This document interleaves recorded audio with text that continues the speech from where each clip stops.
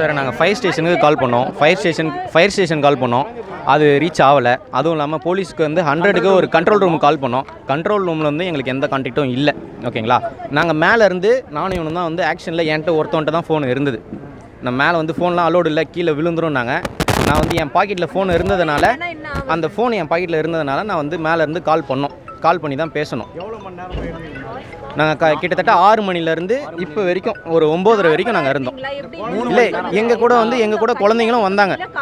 அதுவும் இல்லாமல் மேலேருந்து எங்களுக்கு வந்து லாக் வந்துருச்சு. ஓகேங்களா, ஏர் ப்ரெஷரில் தான் எங்கள் லாக் இருந்துச்சு.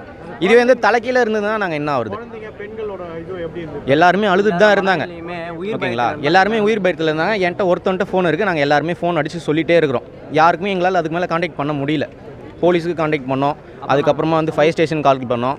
ஒரு மீடியாவுக்கு கால் பண்ணோம். ஓகேங்களா, அதுக்கப்புறமா வந்து சமூக வலைதளத்தில் லைவ் போட்டோம். அதாவது இன்ஸ்டாகிராமில் வந்து நாங்கள் லைவ் போட்டோம். லைவ்லேருந்து எங்களுக்கு கான்டாக்ட்லேருந்து ரெக்வஸ்ட்லேருந்து ஒரு நியூஸ் சேனல்லேருந்து வந்துச்சு. ஓகேங்களா, வந்துட்டு அதுக்கப்புறம் எங்களை வந்து லைவில் அவங்க எடுத்தாங்க. அதுக்கப்புறமா வந்து ஒரு 8:30-9 மணிக்கு ஃபயர் ஸ்டேஷன்லாம் வந்தது. எங்களை வந்து அதுக்கப்புறமா தான் ஸ்டெப் எடுத்து ஒருத்தவங்க தான் கொடுத்தாங்க. விஜிபியிலேருந்து எங்களுக்கு எந்த சப்போர்ட்டுமே இல்லை. கீழே இருந்து யாருமே பேசலை.